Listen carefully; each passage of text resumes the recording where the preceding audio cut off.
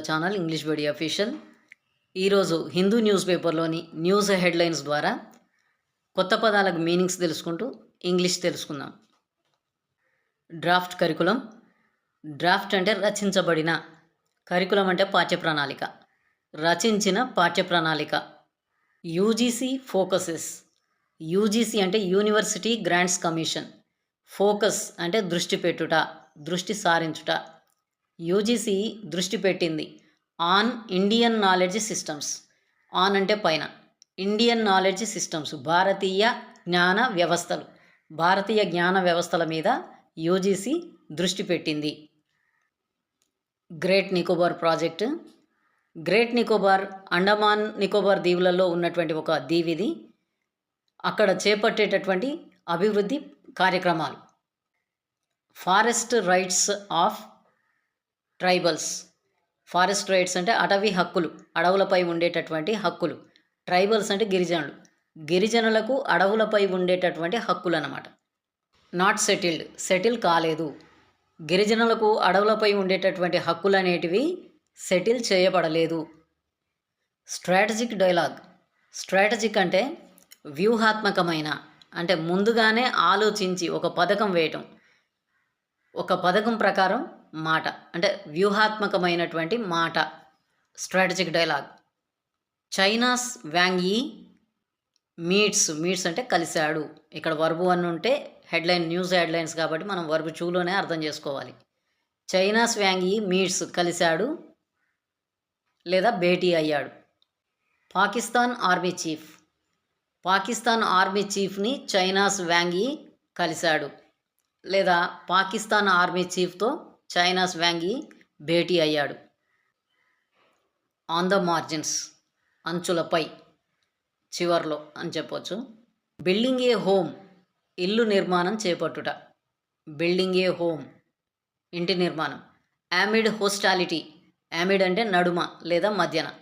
హోస్టాలిటీ అంటే శత్రుత్వం, శత్రుత్వం మధ్య ఇంటి నిర్మాణం. Attacks on Indians in Ireland. ఐర్లాండ్లో ఉన్నటువంటి భారతీయుల మీద దాడులు. ఐర్లాండ్లోని భారతీయుల మీద జరిగేటటువంటి దాడులు అనేవి హ్యావ్ కాస్ట్, కారణమయ్యాయి. ఆందోళన, అలాం అంటే ఆందోళన కలిగించడం.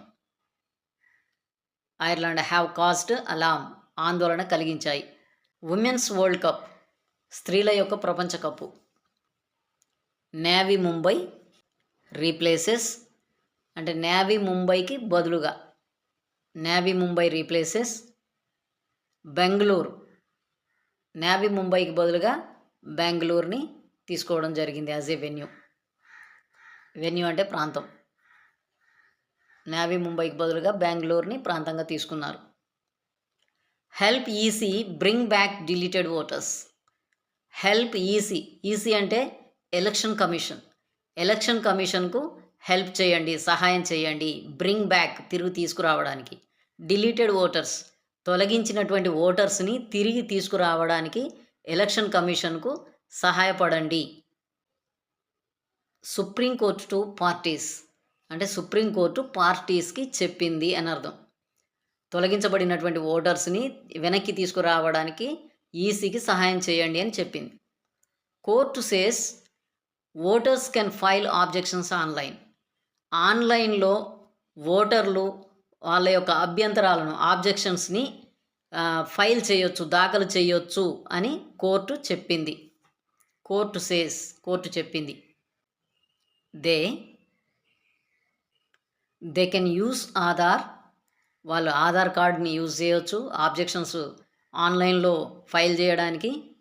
లేదా or any other valid document, ఏ ఇతర డాక్యుమెంట్ అయినా సరే, లైసెన్స్ కావచ్చు, ఇంకేదైనా ఏదైనా ఒక వ్యాలిడ్ ఉన్నటువంటి పత్రాన్ని ఉపయోగించవచ్చు.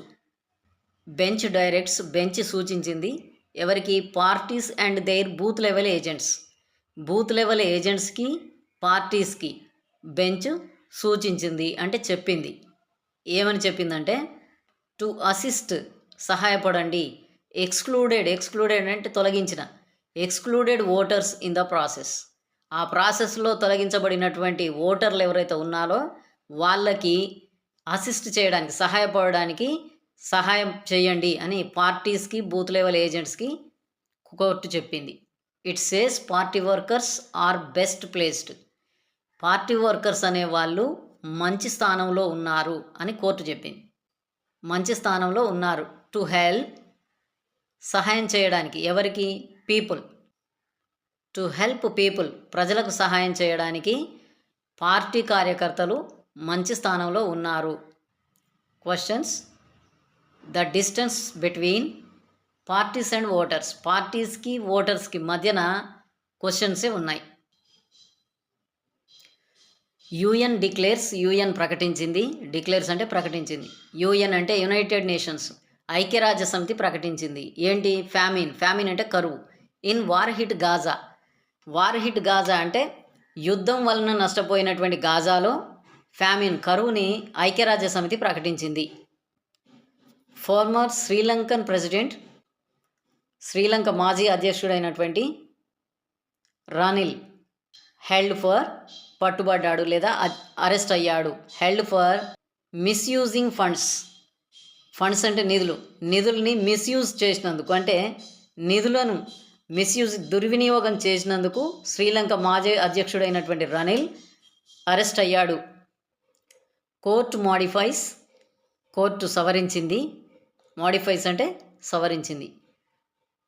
దేన్ని సవరించింది? Harsh order. హార్ష్ అంటే కఠినమైనటువంటి ఆంక్ష లేదా ఆర్డర్. కఠినమైనటువంటి ఆర్డర్ను కోర్టు సవరించింది. ఎలా సవరించిందంటే అలోస్, అనుమతిస్తూ, release of stray dogs. Stray dogs అంటే వీధి కుక్కలు, వీధుల్లో తిరిగేటటువంటి కుక్కలు అనమాట.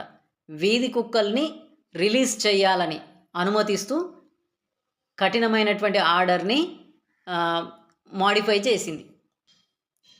పోలీస్ ఇనాక్షన్. ఇనాక్షన్ అంటే చర్యాలోపం లేదా నిర్లక్ష్యం. పోలీస్ ఇనాక్షన్, పోలీసుల యొక్క నిర్లక్ష్యం.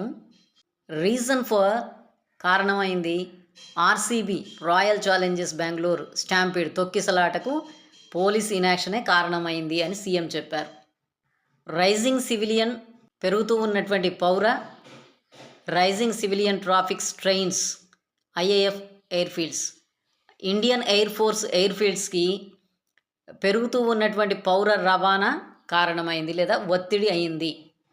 ఎఫ్బిఐ సెర్చెస్, ఎఫ్బిఐ శోధిస్తోంది. ఎఫ్బిఐ అంటే federal bureau of investigation. Federal bureau of investigation శోధిస్తోంది. హోమ్ ఆఫ్ ఫార్మర్, మాజీ యుఎస్ అమెరికా యొక్క NSA, national security adviser, national security advisor Bolton యొక్క ఇల్లుని FBI వెతుకుతోంది. Open AI set to open office in New Delhi. న్యూఢిల్లీలో open AI ఆఫీస్ని, కార్యాలయాన్ని ఏర్పాటు చేయడానికి సిద్ధంగా ఉంది. Okay, thank you.